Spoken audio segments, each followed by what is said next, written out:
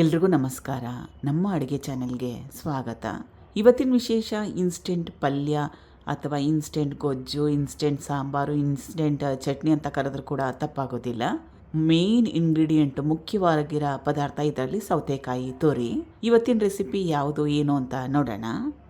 ಬಾಣಲೆ ಇಟ್ಕೊಂಡಿದ್ದೀನಿ. ಮೊದಲನೇ ಸ್ಟೆಪ್ಪಲ್ಲಿ 1-2 ಚಮಚದಷ್ಟು ಎಣ್ಣೆ ಬಿಸಿ ಆದಮೇಲೆ ಸಾಸಿವೆ ಮತ್ತು ಜೀರಿಗೆ ಎರಡೂ ಸಣ್ಣ ಚಮಚದಲ್ಲಿ ತಲಾ 1 ಚಮಚದಷ್ಟು ಸಾಸಿವೆ ಚಿಟಪಟ ಅಂದ ನಂತರ ಕಟ್ ಮಾಡಿ ಇಟ್ಕೊಂಡಿರೋ 1 ದೊಡ್ಡ ಈರುಳ್ಳಿ,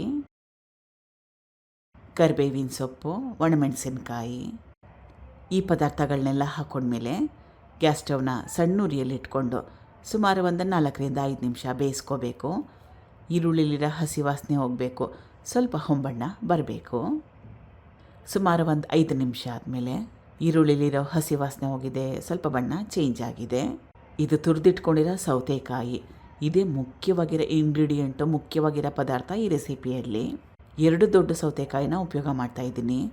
ಬೀಜನ ತೆಗೆದು ಕೂಡ, ಎಳೆ ಸೌತೆಕಾಯಿ ಇದ್ದರೆ ಬೀಜ ತೆಗೆಯೋ ಅವಶ್ಯಕತೆ ಇಲ್ಲ. ಸೌತೆಕಾಯಿ ಏನಾದರೂ ಸ್ವಲ್ಪ ದೊಡ್ಡದಾಗಿದ್ದರೆ ಸಿಪ್ಪೆ ಬೀಜನೆಲ್ಲ ತೆಗೆದು ಸೌತೆಕಾಯಿ ಕಹಿ ಇದೆಯಾ ಇಲ್ವಾ ಅಂತ ಚೆಕ್ ಮಾಡಿ ತುರ್ಕೋಬೇಕು. ರುಚಿಗೆ ತಕ್ಕಷ್ಟು ಉಪ್ಪು, ಇದು ಸ್ವಲ್ಪ ಅರಿಶಿನ, ಧನಿಯಾ ಪುಡಿ, ಗರಂ ಮಸಾಲ. ಸೌತೆಕಾಯಿ ತುರಿ ಬೇಗನೆ ಬೆಂದೋಗುತ್ತೆ. ಸುಮಾರು 3-4 ನಿಮಿಷ ಬೇಯಿಸ್ಕೊಂಡ್ರೆ ಸಾಕಾಗುತ್ತೆ. ಸೌತೆಕಾಯಿ ತುರಿ ಎಲ್ಲ ಚೆನ್ನಾಗಿ ಬೆಂದಿದೆ. ಇದು ಸುಮಾರು 1/2 ಲೀಟ್ರಷ್ಟು ನೀರಿಗೆ 50 ಗ್ರಾಮ್ಸಷ್ಟು ಕಡಲೆ ಹಿಟ್ಟನ್ನ ಹಾಕಿ ಮಿಕ್ಸ್ ಮಾಡಿ ಉಪಯೋಗ ಮಾಡ್ತಾಯಿದ್ದೀನಿ. ಕಡಲೆ ಹಿಟ್ಟು ಮನೇಲಿಲ್ಲ ಅಂದರೆ ಹುರ್ಗಡಲೆ ಇದ್ದರೆ ಅದನ್ನು ಚೆನ್ನಾಗಿ ನುಣ್ಣಗೆ ಪುಡಿ ಮಾಡಿ ಇದೇ ರೀತಿಯಾಗಿ ಕೂಡ ಉಪಯೋಗ ಮಾಡ್ಬೋದು. ಚೆನ್ನಾಗಿ ಕಲಿಸ್ಕೊಂಡು ಕುದಿಸ್ಕೋಬೇಕು. ಕಡಲೆ ಹಿಟ್ಟು ಹಾಕೊಂಡ್ಮೇಲೆ ಚೆನ್ನಾಗಿ ಕುದಿಸ್ಕೊಳ್ಳೋದು ಮುಖ್ಯ. ಕನ್ಸಿಸ್ಟೆನ್ಸಿ ನೋಡಿ ನಿಮ್ಗೆ ಯಾವ ರೀತಿ ಬೇಕು ಅಂತ ಅದ್ರ ಪ್ರಕಾರವಾಗಿ ನೀರನ್ನ ಆ್ಯಡ್ ಮಾಡ್ಕೋಬೋದು, ಸೇರಿಸ್ಕೋಬೋದು.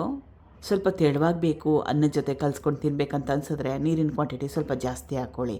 ಅಥವಾ ಚಪಾತಿ, ದೋಸೆ, ಇಡ್ಲಿ, ಈ ಬೇರೆ ಎಲ್ಲದರ ಜೊತೆಯಲ್ಲೂ ತಿನ್ನಂಗಿದ್ರೆ ಸ್ವಲ್ಪ ನಾನು ತೋರಿಸ್ತಾ ಇರೋ ಕನ್ಸಿಸ್ಟೆನ್ಸಿಯಲ್ಲಿ ಮಾಡಿಕೊಂಡ್ರೆ ಚೆನ್ನಾಗಿರುತ್ತೆ. ಈಗ ರುಚಿಕರವಾಗಿರೋ ಅಂಥ ಸೌತೆಕಾಯಿ ತುರಿಯ ಪಲ್ಯ ಅಥವಾ ಗೊಜ್ಜು ರೆಡಿಯಾಗಿದೆ. ತೋರಿಸ್ತಾ ಇರೋದು ಕನ್ಸಿಸ್ಟೆನ್ಸಿ ಸರಿಯಾಗಿದೆ. ಸಣ್ಣದಾಗಿ ಕಟ್ ಮಾಡಿ ಇಟ್ಕೊಂಡಿರೋ ಕೊತ್ತಂಬರಿ ಸೊಪ್ಪು, ಇಷ್ಟ ಇದ್ದರೆ ಸ್ವಲ್ಪ ಲಿಂಬೆ ರಸ ಕೂಡ ಹಾಕೋಬೋದು. ಎಲ್ಲ ಆದಮೇಲೆ ಕೊನೆಯಲ್ಲಿ ಚಪಾತಿ ಜೊತೆಗೆ ಬೆಸ್ಟ್ ಕಾಂಬಿನೇಷನ್ನು, ದೋಸೆ ಜೊತೆಗೂ ಚೆನ್ನಾಗಿರುತ್ತೆ. ನಾನು ಅನ್ನದ ಜೊತೆ ಕಲಿಸ್ಕೊಂಡು ತಿಂದೆ, ಅದ್ರ ಜೊತೆಲಿ ಕೂಡ ಚೆನ್ನಾಗೇ ಇತ್ತು. ಟ್ರೈ ಮಾಡಿ ನೋಡಿ. Thank you for watching. ಧನ್ಯವಾದಗಳು.